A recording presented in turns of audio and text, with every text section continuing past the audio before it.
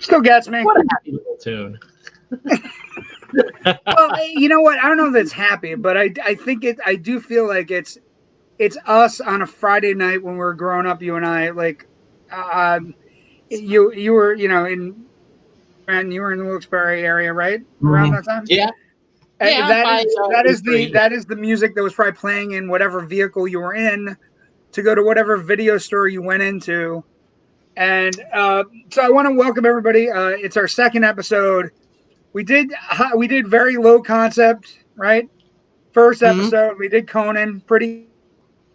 So the tagline for the show: Generation Movie, not Generation X, Y, or Z. Generation Movie. We're happy to be here. Thank you for letting us in on a Wednesday, letting us into your interwebs. And we got an interesting one here tonight, Rich. I think it's one that doesn't get as much credit as it should.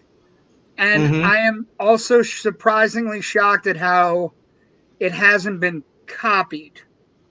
Right? So I think it's a weird kind of place, right? So we're talking about yeah, I was gonna say right here. Yeah, dead men don't wear plaid. Right up there. Yes, look, yeah, I'm gonna that way. It's like I feel like the Scarecrow in the Wizard of Oz. But it's from 1982, same summer we're talking about. It is a Steve Martin comedy directed by the phenomenal Carl Reiner, who of course with Mel Brooks created The 1,000-Year-Old Man and so many things Carl Reiner had his hands in comedy wise. And it's an elegant high concept comedy. It's super high concept.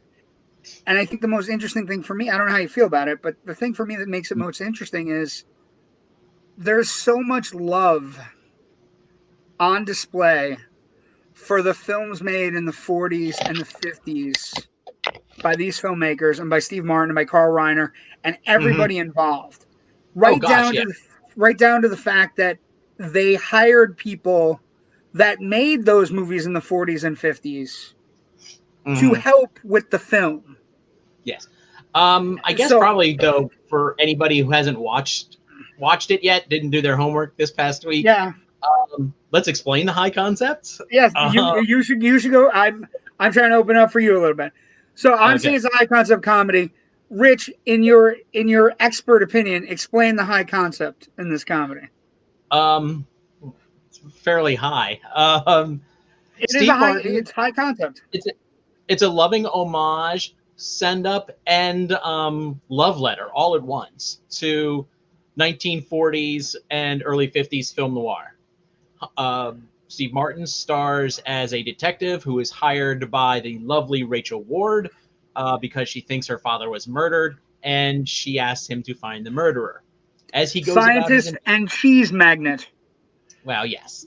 Scientist and cheese magnets.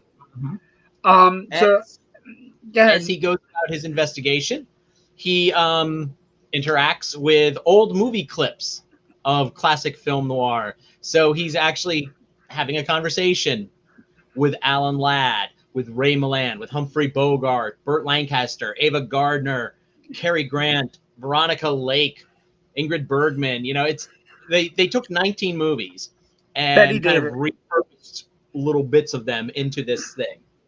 Right. It's incredibly 85% of the time it holds together amazingly well. Yeah, I mean it is high concept. It grinds a little bit towards the middle and then towards the end. But the production, it starts rather like there are stories about how it started. Steve Martin was working on a sketch or he was working on a movie or something where he wanted to interact with one film clip, just one.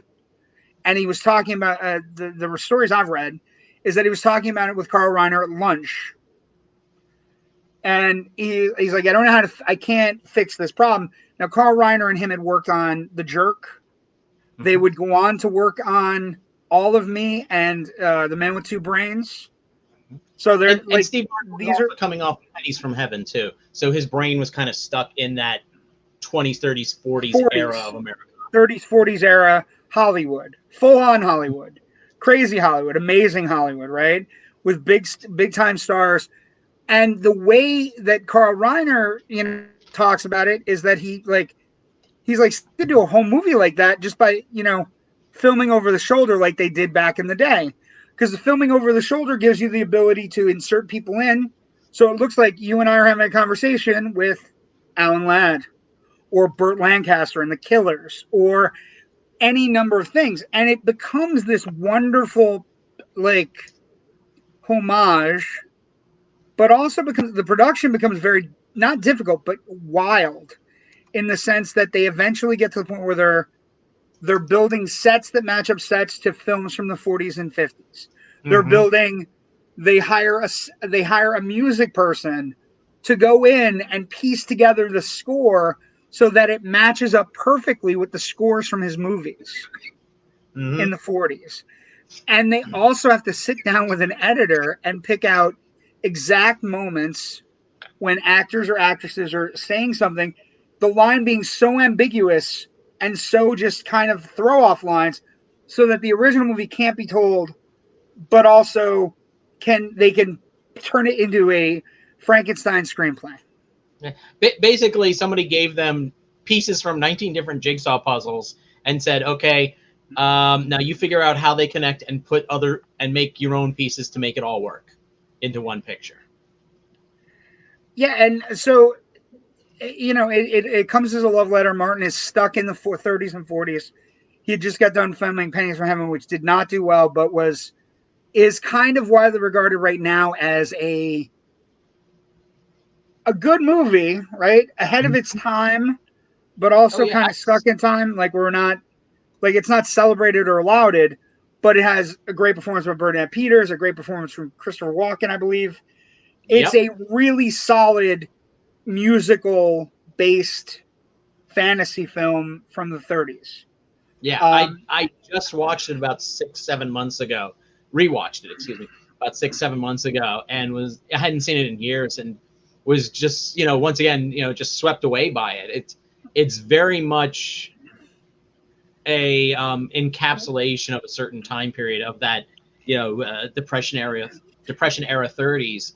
And lovingly created and almost frame for frame. Yeah, almost frame for frame where they copied musicals from the 30s. And just it's kind of an interesting, it would be an interesting double bill to go on to like Steve Martin's career and be able to look at like that and Dead Men Don't Wear Plaid as being very part of a time in his life where he was trying to live up to the past, like figuring out what he really loved from the past and bringing it to the future. Now, the key to the production, right? The key to production. Oh, go ahead. I'm sorry. Okay.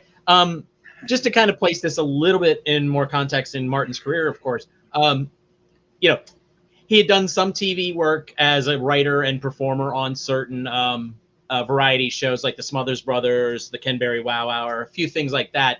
Then, of course, he started releasing his comedy albums. They became hits. He got on Saturday Night Live. That led to his feature film debut, The Jerk. And that was a movie made for $14 million and wound up pulling in around $100 million at the box office. Needless to say, it was a hit. And that, I think, gave him a lot of latitude to go and do Pennies from Heaven, something radically different, as his second film. And that did okay. And he still had enough juice to be able to do a creative passion project like this as his third film. And I think what's interesting is it just starts out as a wisp of an idea. We're going to do one scene. We're going to interact with an older actor. But then when they get there, like, I think, my key takeaway from this, when you're looking at the production, they hire three people. They hire three people that made the movies in the 40s and 50s. They hire John DeQueer as production designer. Yep. They hire the composer, Miklos Rosa. Yes, and they spell his name wrong once or twice in the credits. And the key hire is a weird one because it's her last movie, Edith Head. Yes. 8 Academy Awards, nominated 35 times, and it ends up becoming her last movie. It ends up she ends up designing 20, and I'm curious if Martin still has the suits. Edith had designed 20 suits that were based on versions of suits she had designed from other movies of the era. So you have this. So these are people that worked in the era. They see Steve Martin, this this newfangled comedy genius. They know Carl Reiner because Reiner's been in Hollywood working through, and their craft, their stuff. They made 85 sets for this movie. It's insane. On a soundstage to match up the sets in 19 cobbled together film noir movies. And the film noir movies were from 5 different studios. Universal owns 5 of the 19. And then the other were cobbled together from RKO, 20th Century Fox, a couple other studios. And they are the cream of the crop with regards to acting talent. They're the cream of the crop with regards to famous actors.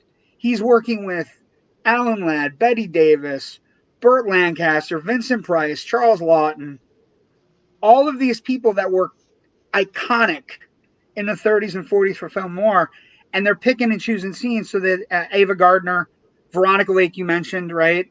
Veronica Lake, when they're doing the production, her clip in his character leaving her character out of Five and Dime, like leaving her character sitting at a coffee shop where is how she was discovered.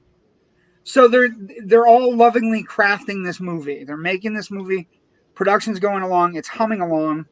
Let's check. Fred McMurray from Double Indemnity in there as well. Oh, the Fred McMurray thing, because that's which just came out in a new Criterion Collection edition yesterday. Yes, I saw that online with your cohort. She was in black and white. Joe Ridgely chimes in. Good evening, gentlemen. Good evening, Joe. Pleasure to see you. Evening, Joe. And then Jerry, pretty good film. Steve Martin makes good movies. Rachel Warren make Fortress. She also went on to make Against All Odds, which is actually probably her best film. Yeah. So I mean, but the key and Sharky's Machine, which is also very noirish, I would say. Yeah, Sharky's Machine was before this, though. Oh, Sharky's Machine. Yeah, no worries. We're all friends here.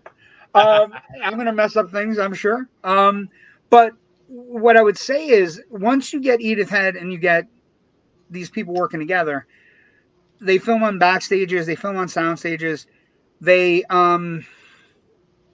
It becomes this labor of love. And like one of the things that's often brought up when talking about it is, even though Steve Martin's making this movie and Carl Reiner's directing him and he's doing all these things, he never ends up watching a film noir from the 40s or 50s because he doesn't want to be influenced in any way. Which is he doesn't really want to be doing that Bogart impersonation or a Bogart riff. Yeah, and it's a traditional detective story. Any number of things, like it's been aped and ripped off from anything from Roger Rabbit to Chinatown to whatever. Like it's just basic. It's there's a big crime going on. We don't know what it is, what's going to happen. How's our guy going to get to the end of it? But the production is really interesting. It goes off without a hitch. They spend a decent amount of money, but nothing. Like I said, the most interesting thing for me is the way they shot it and the way they encapsulated the people from the era. Like I think that's the coolest thing for me about this is Edith Head, right? She comes in, she's looking at all these costumes that some of which she's designed herself, and basically she's like, "You're going to use that? That's great." And then I guess there was my favorite story about Edith Head is before she passed away. One of the props they had to film the Ava Gardner scene, right? And one of the props was from Ava Gardner that Ava Gardner had worn on set, and Carl Reiner talks about how protective Edith Head was about it. Like, it's Ava Gardner's hat. Don't treat it poorly. And Carl Reiner took everything very seriously and realized working with these legends of 40s and 50s film, in 82 is a great, it's just a beautiful story, really. And if you're still not certain who, or you can't get a mental picture of Edith Head, Just think about from The Incredibles, Edna Node, the costume designer for the superheroes. The Incredibles character is based on her. Yeah. But it's so you have this loving care being put in. You have a script that comes together by them piecing together and watching all these movies.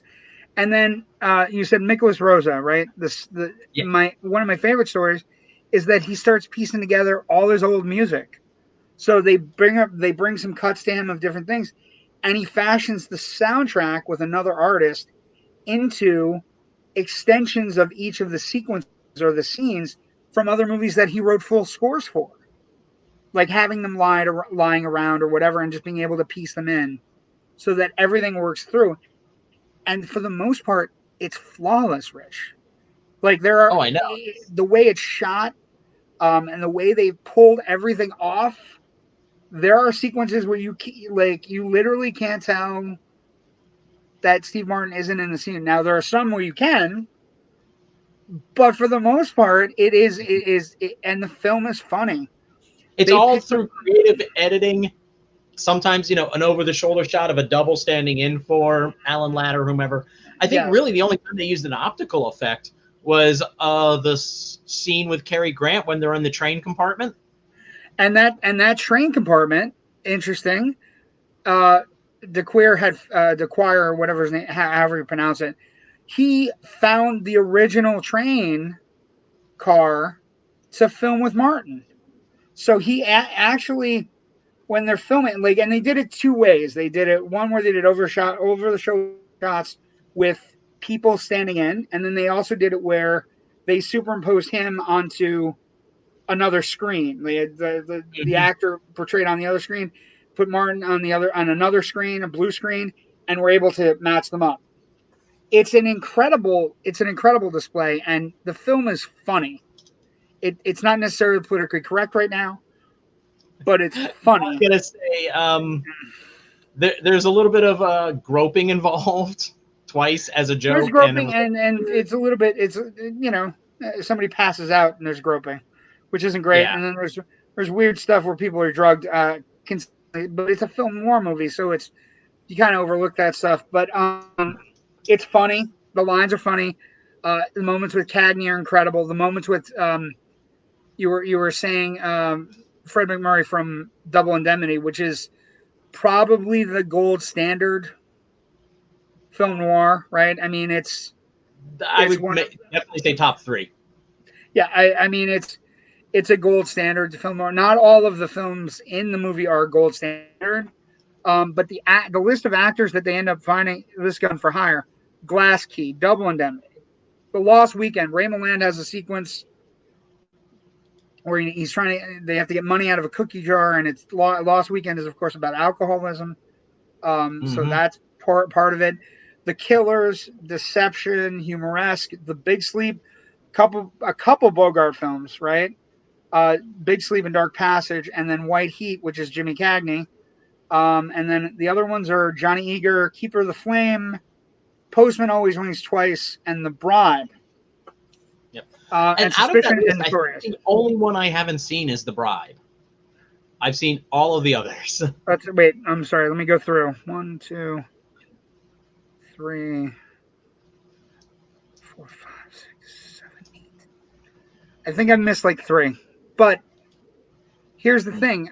Part of being a fan of film noir involves going back and finding those old, dirty movies. They're black, and they have much darker souls than the film. Like, we have dark movies, but there's something cool about being part of the Hayes production code and still being as dark and murky.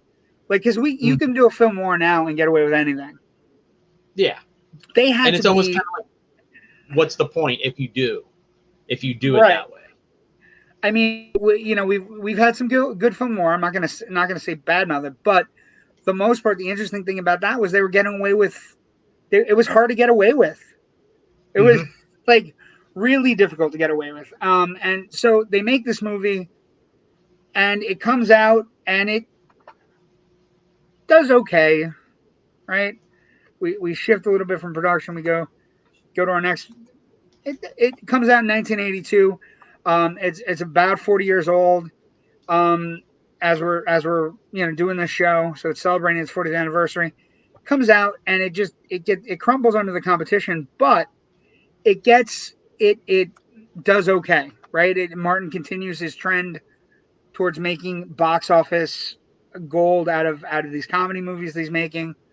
And we had the numbers, didn't we? What were the numbers?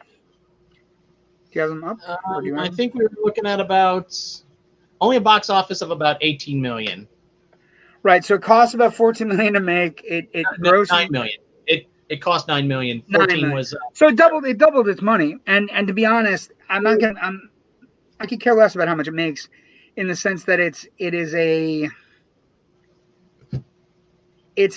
for me, it's one of those things where it's such a high concept movie. And one of the things that I find interesting about the box office is whether the box office did well or not. My dad, and I'm sure your dad too, because you guys were all like movie crazed, right? This is one of the movies that he loved because he was sitting in the theater going, that's from this, that's from that, and that's that actor, and that's that actress, and then, you know what I mean? And so the box office, almost for a cult film like this, I don't say this often, Rich, it doesn't matter, right? No. It made its money back. It did what it's supposed to do. Ultimately, the film exists, and that this specific film with this specific crazy idea exists and works as well is the miracle here. Okay, I'm sure people would like to get their money back, but I'm fine with it just existing. Joe writes this. Joe, who is a good friend from the Indie Escape Network. Still don't understand how it got a PG rating. I understand PG wasn't a thing yet, but could have easily been an R. Sure, there's not a lot of cursing in it, because they were going by the standards with regards to, they were definitely filming it in the same way that they filmed film noir from the 40s and 50s. The PG-13, yeah, I could see the PG-13, the bullet sequences, right? There's some jokes. Rigby Riordan's first case. Yeah, that still feels like a PG joke to me. Honestly, that joke feels like something that Carl Reiner might have thrown out as a joke in the writers' room. And Martin used it. Martin used it. No, threw it out in the 1950s when he was working on your show of shows as in the writers' room with Mel Brooks and Woody Allen and just to make the writers laugh, never with the intention of actually using it, and then 30 years later going, you know what? It's appropriate here. Well, it's the film. The funny thing about film noir, that joke, and some of that joke makes it into the movie. But one of the funnier aspects of the production and the box office and whatever is the film never gets the joke of which the film title is based on. There's a sequence cut out of the movie that airs on occasion on television when it's running a little bit short. That basically explains about the joke behind Dead Men Don't Wear Plaid. From a film noir film in the 40s. But it doesn't make it into the film, so it becomes one of those rare movies that doesn't have the title in the title. Well, no. After they cut it, they did loop in a bit of voiceover right at the beginning of the third act, where Steve Martin says something about, "Oh yeah, somebody told me, once told me that dead men don't wear plaid, so I'm going to blah blah blah blah blah." It is in there, but not as they originally intended. So, and here's the thing. So some of these movies that Rich and I are going to go over here, some we're going to do deep dives on. And if the film, as the show continues and we progress, they're not all going to be movies that or love. Part of the cool thing about our show right now is we're doing deep dives on stuff we really love, movies that we grew up with and movies that we found. This is one of them. If you have never seen it, it's quirky and it's funny and it's weird and it's got a lot of good things going on. And it just Reiner is really funny at making things over the top, and Martin is really good at playing over the top. And the funny thing about him saying, you know, I don't want to see any movies that have, you know, that are film noir. I want to do this in my own way. He really captures a detective in a film noir movie without knowing he's a detective in a film noir movie. And the interactions with the, like, I think one of the divine pleasures of the movie is the interactions with major stars.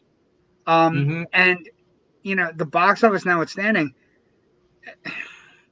these are stars that may have not gotten in 82. You know, people our age, me and you, although I think we're outliers. The idea that you know who these people are, but these are people you know now.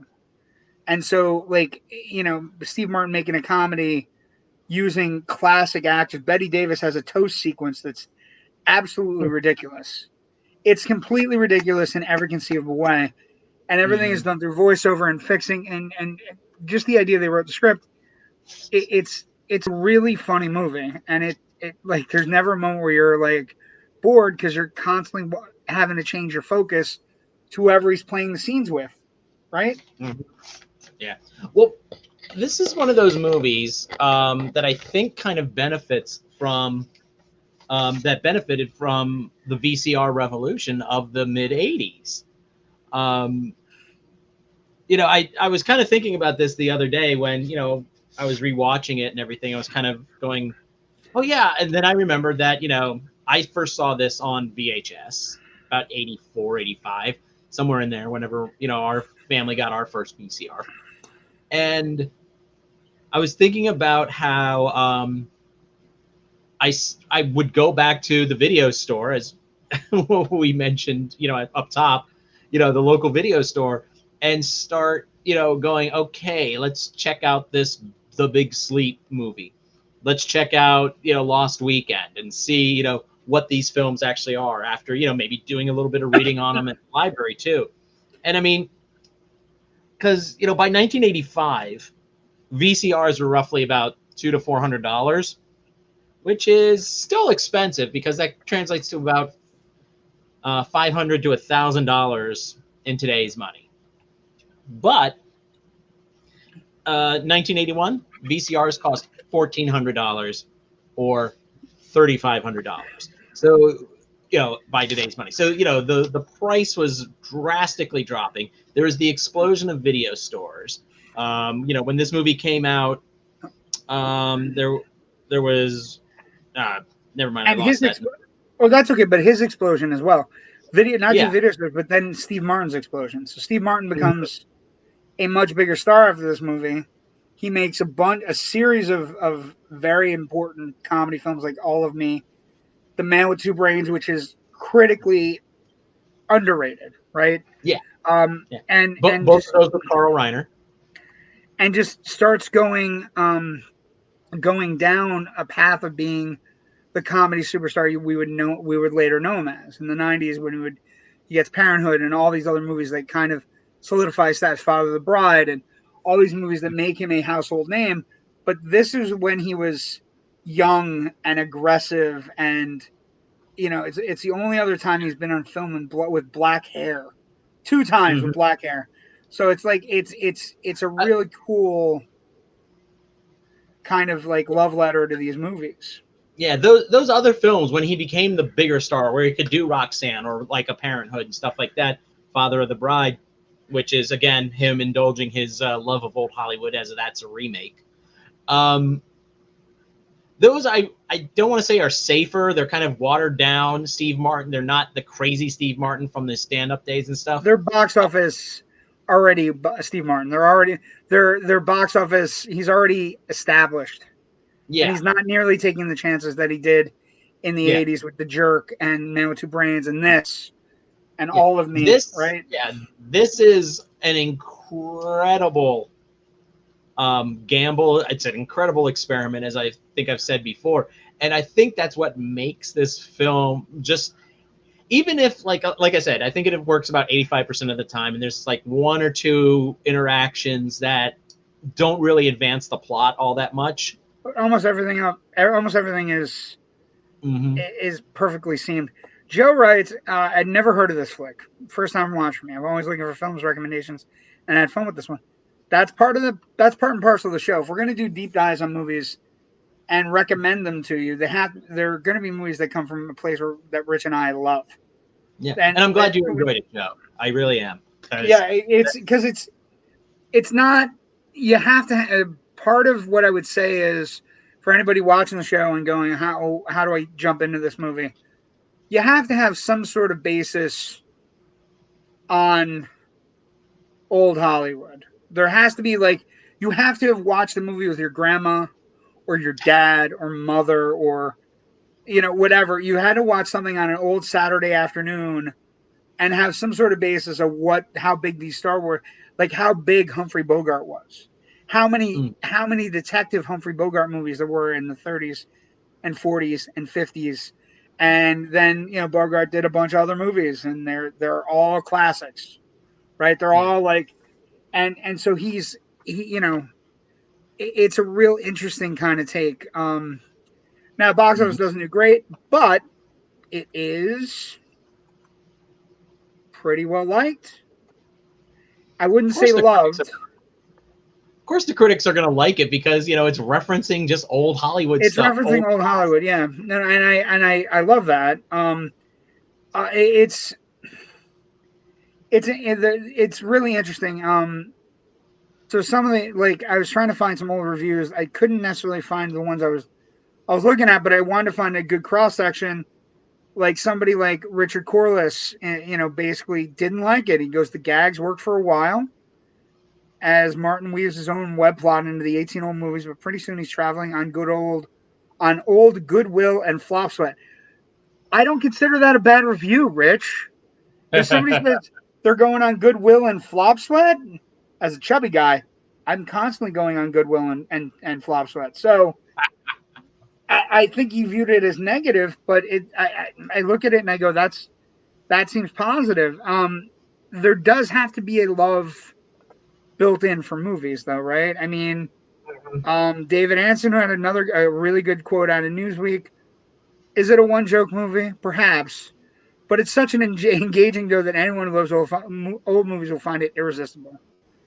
And anyone who loves Steve Martin will be fascinated by his sly performance, which pitch exactly between the low comedy of The Jerk and the highbrow Brechtianisms of Pennies from Heaven.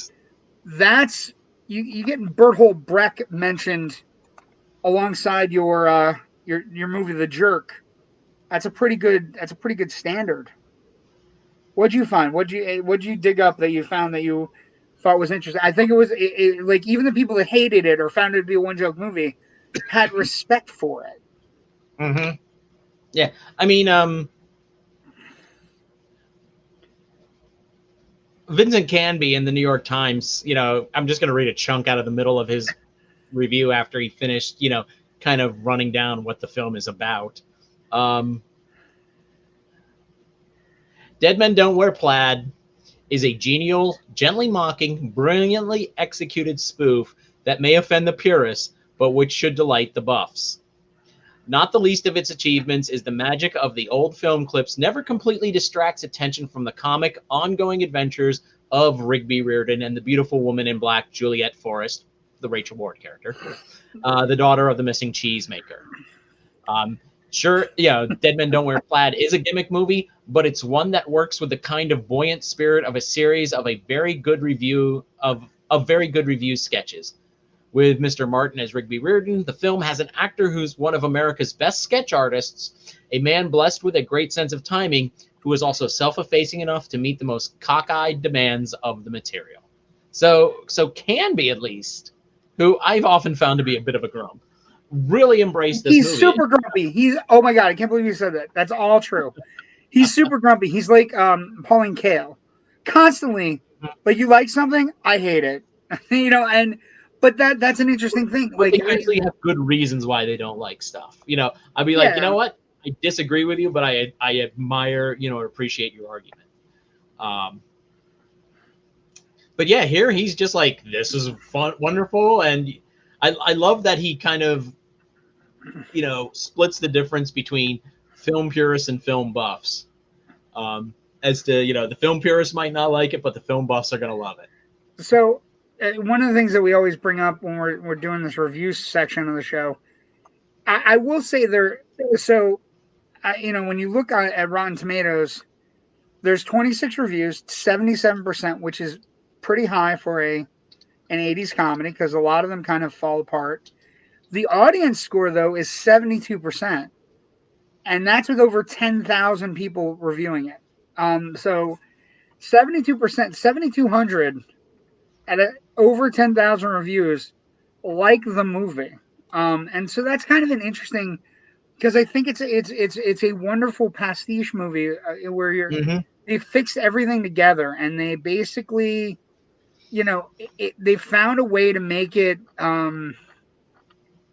eminently watchable, often laugh out loud funny.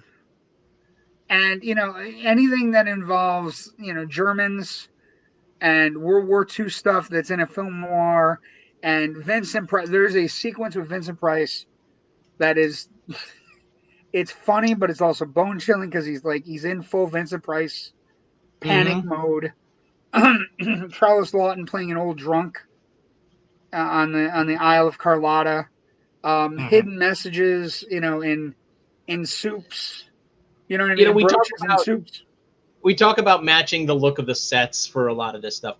But once, in that Vincent Price stretch of the movie right there at the end, as they're going through like the street carnival and stuff, to match the Steve Martin shot footage with the other footage and have it look seamless, absolutely seamless, is an incredible achievement. I just, that stuff just blows me away that they were. I think the interesting thing is, even if you don't love old movies, I can guarantee that somebody that you're with will watch this movie and they might this might be the perfect movie to watch with a grandparent, or because they'll remember the originals, right? Or seeing the originals or knowing about the originals.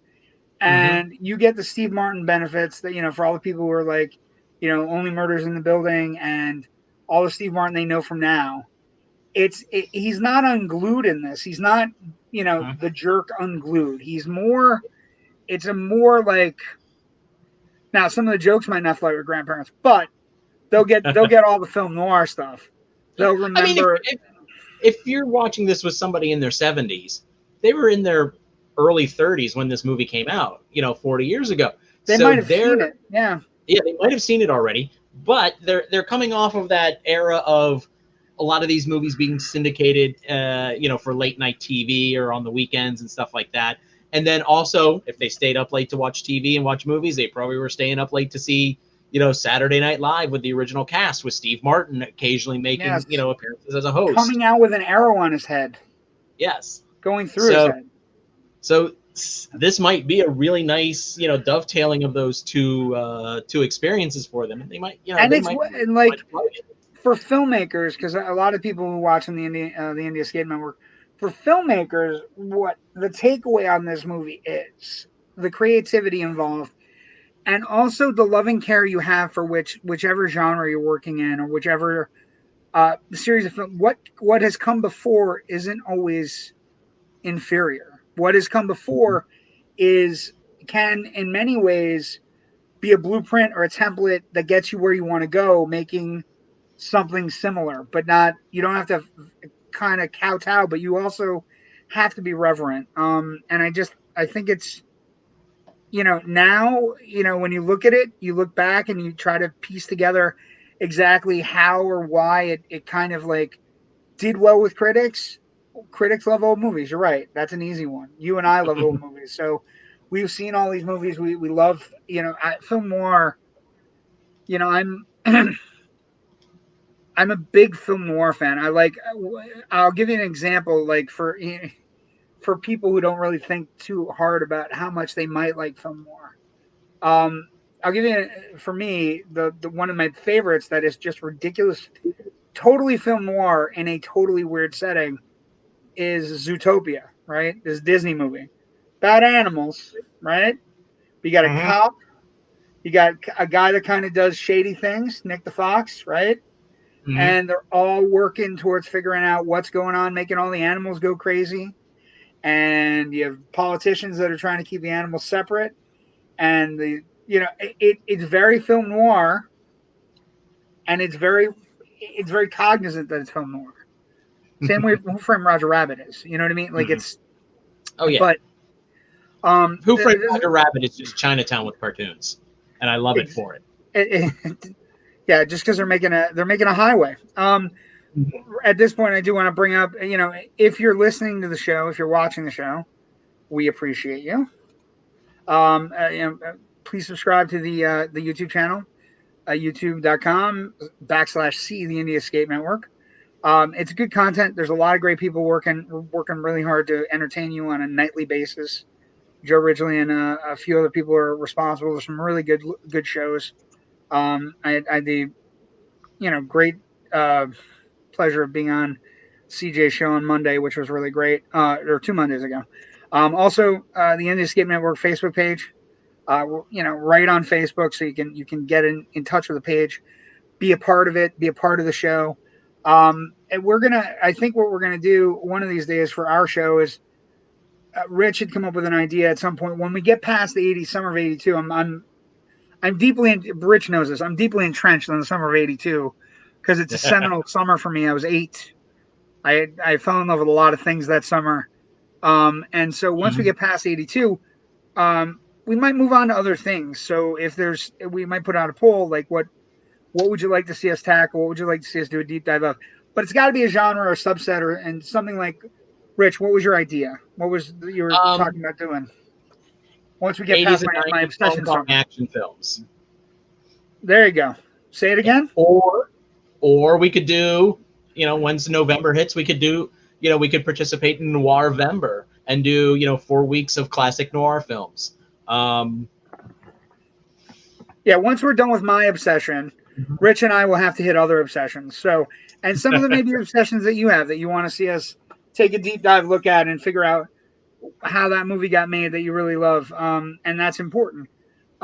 So let's talk a little bit. Now, this is where this is usually a larger part of our show, because sometimes these movies are franchise or legacy or viability of franchises or whatnot. It's something we bring up. Before we head into that, though, I did want to kind of touch on like my one, and this is my nerdism really showing. My one real problem with this movie, and it's the same problem I have with Young Frankenstein. Can you guess? Give me. So a problem you have with Young Frankenstein and a problem you have with this movie.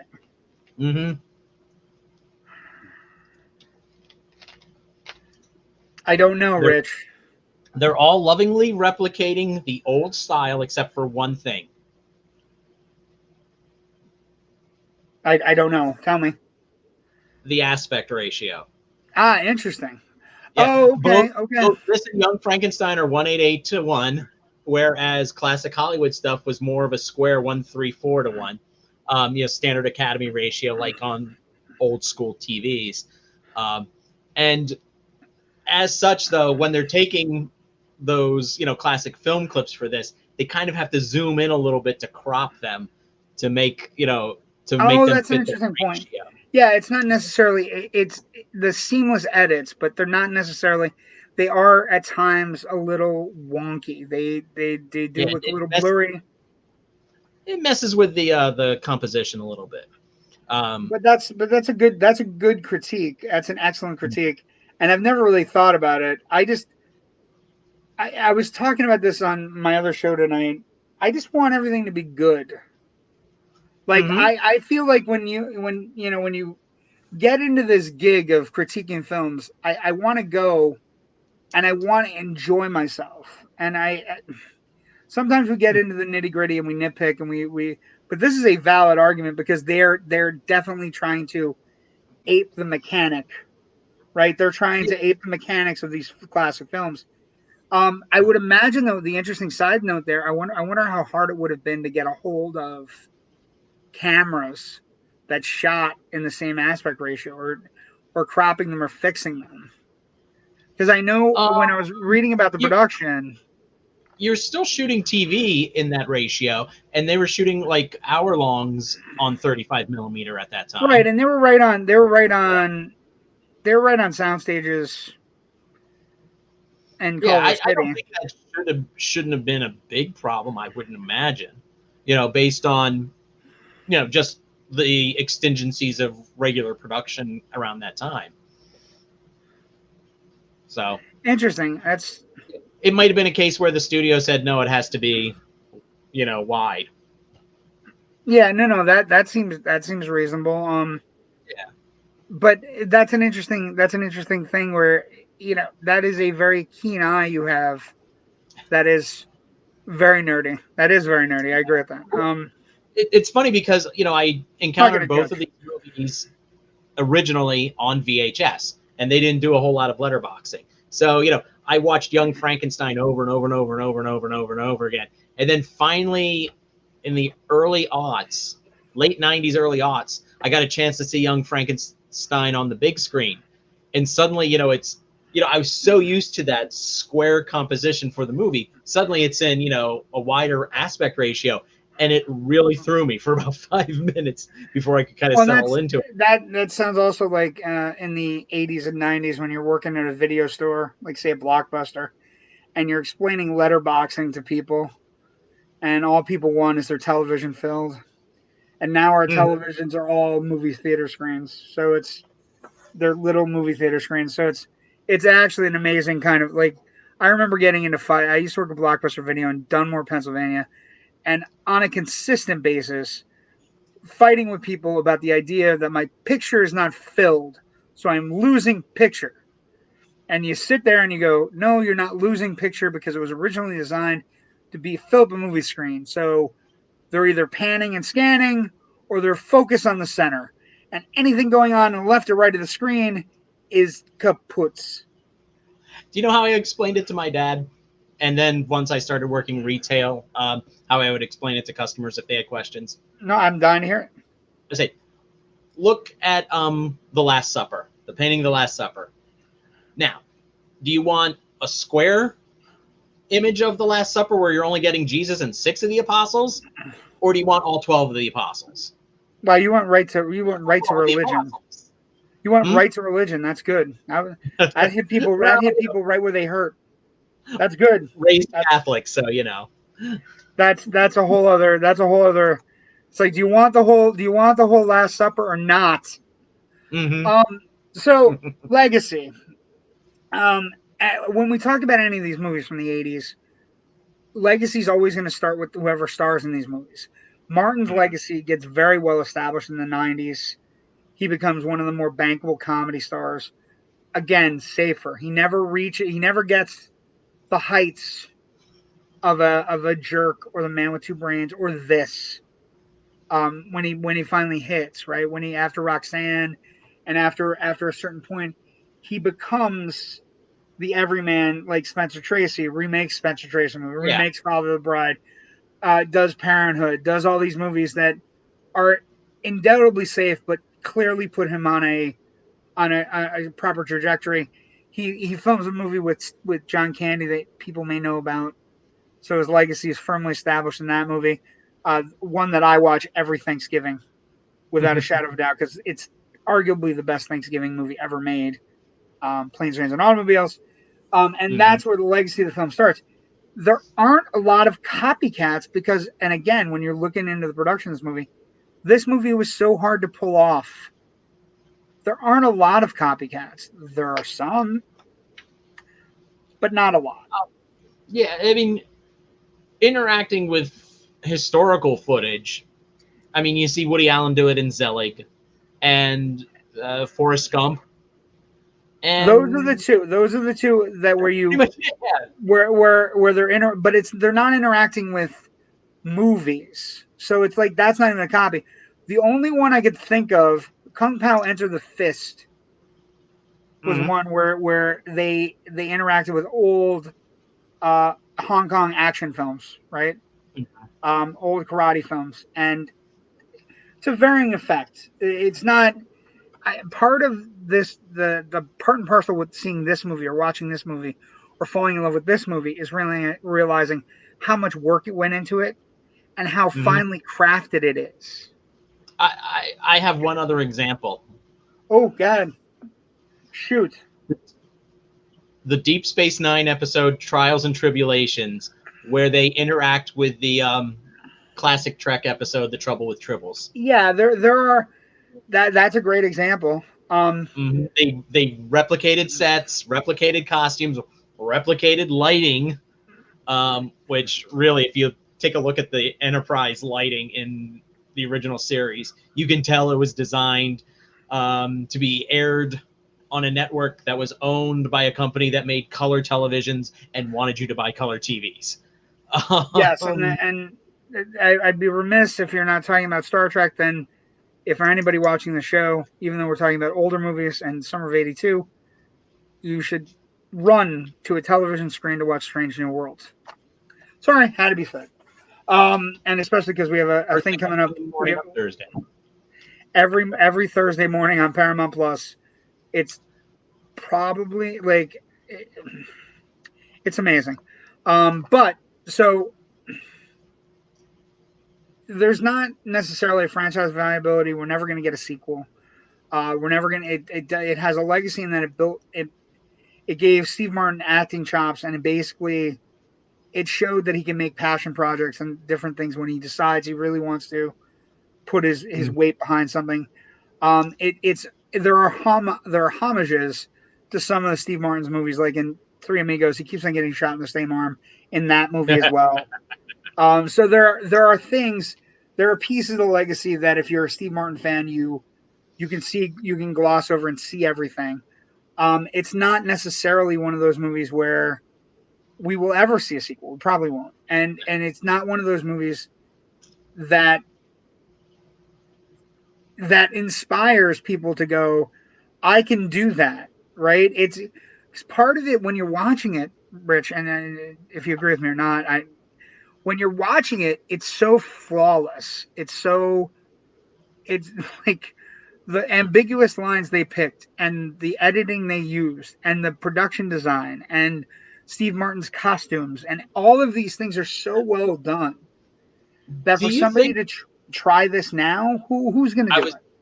I was just going to say, do you think that a studio would even let somebody try to do something like this now? I think it'd be like an HBO Max show. Look at it and go, nah. It'd be an HBO show, like an HBO Max show, and the person I think could pull it off, because I think part of it is the love for the old movies, right? As you're watching Barry, Bill Hader is somebody that does a lot of old impressions. Yeah. Has seen a ton of old movies. When you're watching any of his sketches or skits, he's, when he does the Vincent Price, he's watched everything Vincent Price since he was a kid. There are very few people that can pull it off. I was going to say, and here's the other thing. This movie's made in 1982 and is drawing on, a decade from 40 years previous. If somebody in 2022 was to make a similar type of movie today, they would be drawing clips from movies made between 1980 and 1990. And that makes me feel old. It makes me feel old, but it also makes me feel like the other thing is it wouldn't be this genre, right? Film noir. Yeah, film noir. It wouldn't be film noir. Like you could see a sci-fi movie or an alien film, or like not an alien proper film, but like I'm just talking regular, not James Cameron or Ridley Scott aliens, just alien film. Or something where you could take from a 50s horror film. Like the movie that comes to mind for me, and I don't know if anybody, you would know it, but Invaders from Mars has a lot of weird, wonky set designs and sequences. Like the courthouse is really weird, and the hill out by their house where the little kid first sees the flying saucer, super weird. That would be a fun comedy experiment, but there aren't that many people that can pull it off. Yeah, actually, if I were asked, what my pitch on this idea would be, and I would look to like the teen comedies of the '80s, and try to come up with a story that maybe wove different things like from Revenge of the Nerds or Porky's or Animal House or Fast Times at Ridgemont High or Hot Dog the movie or all of those that were that Oh, big Hot Dog wave. was so good. And Hot I would try Dog to had see if we could Shannon maybe Tweed. Mhm. Sorry. I would You try to just- see if we could put something together that maybe deconstructed those in a certain way. Because let's face it, a lot of them. I don't want to use the term problematic, but let's face it, Revenge of the Nerds is fairly rapey. The Revenge of the Nerds is kind of weird. You and I were talking about the 16 Candles is Yeah. way, way more aggressive than we thought it was. Here, question from the Peanut Gallery. Hey guys, Steve Martin retired officially. I haven't seen anything in years. Here's the thing, Steve Martin's he's got a little show called Only Murders in the Building, which is doing gangbusters on Hulu and about to start its second season. Short, they just and actually, where Brandon, where I would if you like Steve Martin, where I would throw Steve Martin for you on Netflix, there's a really great Martin Short, Steve Martin comedy special where he interjects some bluegrass because he does play with a bluegrass band all around the country, and he interjects a lot of like old timey sketch comedy with Martin Short, where they're kind of Hollywood divas. They play themselves as Hollywood divas fighting over this comedy show. They're insulting each other, and it's really great. And Only Murders in the Building. If you haven't watched that, fantastic first season. Him and Martin Short, teamed with Selena Gomez. Second season is ramping up. They're getting ready for that. I think it's July. I think that's August 31st. Oh wait, no. First season premiered on August 31st. Second season's ramping up though. It's going to be one of the big things this summer, along with Stranger Things and all the other things that are happening. But he's been busy. He's been busy. It's quiet busy, behind the scenes busy, building things busy. Not necessarily front and center in movies or television, but the Martin Short comedy special is really funny on Netflix.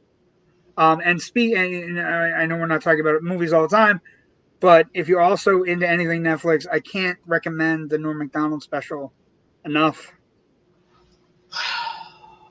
Very, very sad, but if you want a comedian on a plate and know exactly what the comedian's about, who he is, why he is, what he is, Nothing Special is a fantastic piece. And that's a whole other hour I think we could talk about. Yeah, we could talk about it. It's really good. But the comedy special with Short and Martin, really good. What's your takeaway? We're finishing up our second show, Dead Men Don't Wear Plaid. What would you say to somebody like Joe? Joe didn't ask me. He kind of he sent a picture out that he was watching this for the first time, and I was like, Joe's paying attention to what we're putting down. So I'm all about that. But if somebody say like Brandon was deciding you want to watch it, I know Jerry's already seen it. Brandon, you want to watch Dead Men Don't Wear Plaid? This is what you get. What would you tell him, Rich? You get a fun mystery movie, very stylistic. If you don't know the genre all that much, you're going to get some surprises, and maybe it will inspire you to dig deeper. If not, you're fine too. It's not contingent upon you knowing who these characters really are. Well, Brandon's a filmmaker. I actually think this movie might be fun for Brandon in the sense that, again, the dig deeper. The one thing about Dead Men Don't Wear Plaid that's always really interesting, it's a fun comedic movie with ridiculous laughs and a ridiculous plot and all these old school actors that you see. But it does often end up in going back and finding Double Indemnity or going back and finding The Big Sleep. Because Bogart's known for The Maltese Falcon, but The Big Sleep also pretty damn good. You know what I mean? And so that's what I would say. I'd say go out, find this movie, enjoy the laughs, realize part of the pleasure of this movie is that everybody crafting it loved it, loved the genre. Yeah, and I would say at least, you know, after you watch it the first time, maybe watch it a second or on your second or third watch, just kind of luxuriate in the craft and look how you know, how perfectly matched they use wardrobe in the Steve Martin era stuff that's shot versus the, you know, the classic clips. You know, look at, wow, it looks like they're on the same set. Honestly, it's incredible. It really is incredible. Really, And the only thing that kind of throws me out of the movie, and it's only if I really pay attention to it, is the older clips. The dialogue and stuff was recorded with different kinds of microphones, I believe, because it just, there's a slight difference to the sound in the older clips versus you know, how they mic'd and recorded Steve Martin and the modern day actors. and but again, that's something I really have to listen for and go, yeah, I can hear it there. But for aspiring filmmakers, it is a class on finding something you be passionate about, finding something you love. And I want to end. So there's a credits. There's a credit marker at the end of the film, and it says after the cast comes the dedication. The dedication goes, "Dead Men Don't Wear Plaid" was Edith Head's final film. To her and to all the brilliant technical and creative people who worked on the films in the 1940s and 50s, this motion picture is affectionately dedicated. You cannot get a better kind of film feeling than when people love film. Part of the reason you and I are doing this show on a Wednesday night and talking about these movies that we grew up with, that we love, is affectionately loving these movies and talking about other people and giving people what they should be looking for, how these films got created. And this movie is one of the perfect examples. And Rich, next week, boom. Actually, my favorite, the trailer for Star Trek II: The Wrath of Khan is one of the greatest trailers ever put on. Like, just a homicidal madman. You know, just it's ridiculous. And you know, and just the Genesis effect hitting on one planet, and just all the little like birdies and stuff. But Wrath of Khan, so much to talk about in that movie. Right, Star Trek II: Wrath of Khan is so. On a weekend when we're having the greatest sequel talk and chat, and everybody's talking about the greatest sequels, one of them occurred in 1982, and you know, because the first Star Trek movie was kind of messy, and it did okay, but it didn't do super great. This is the one where it established the franchise. This is the one that everybody like. This has an Empire Strikes Back feel to it. For everybody, like if you ask any Star Trek fan what their favorite Star Trek movie is, 7 out of 10 who are not Next Generation fans are going to say Wrath of Khan. The other 3, by the way, are going to say First Contact, which is essentially Wrath of Khan with the Next Generation crew. And same with Star Wars, most people are going to say Empire. And Star Trek 2 is a heavy hitter. It becomes a heavy hitter at the box office. It becomes a heavy hitter in the franchise. And let me float a question at you and the audience that we can all think about over the week, and we'll discuss it next week. Is Star Trek II: The Wrath of Khan a legacy sequel in the fact that it continues that story from Space Seed, the episode Space Seed from 20 years earlier? You mean there were legacy sequels before there were legacy sequels, Rich? Would you consider this a legacy sequel? Yes, I do. I always consider legacy sequel. Think about it. We'll talk about it next. I'm sorry. I'm sorry. I'm sorry. Yes. We'll talk about it. Oh my God. I'm not good. I'm not good at holding secrets. Secrets hurt people. I don't hold secrets. I just love movies. So Star Trek 2 next week. Thank you so much for joining us. Have a great. Oh wait, you know what? We forgot something last week. So Rich. Yes. Rich. you are a very talented film critic and very talented filmmaker and all these things. I appreciate Where that. can people find more of your writing about film? Okay, they can find it over at filmbuffonline.com. Reviews, news, feature pieces when I get the moment to crank them out. Also, I have another podcast that I do called The Big Picture Show. My co-host for that is my very good friend Natasha Bogutsky. We should hopefully have a new episode coming out this weekend. That kid is trouble. That kid is trouble. And I'm going to tell you right now, she's invited on our show anytime she wants to come on. But she's trouble. She's trouble. Oh, I know she's trouble. She's fun, though. Yeah. We get into trouble together a lot. It's fun. Yes. But so folks can find me, Florida Movie Guy on Facebook, Florida Movie Guy on Twitter, on the tweeters, the tweets, whatever the heck that is. Also J-Dubs Raider on Instagram. And the Loud and Nerdy, the group, which is on Facebook, and also Loud and Nerdy, the page on Facebook. Thank you for joining us. We got our plugs in. Enjoy. Have a great week. We'll see you next week for Con. Take care. Have a great night. Stay safe.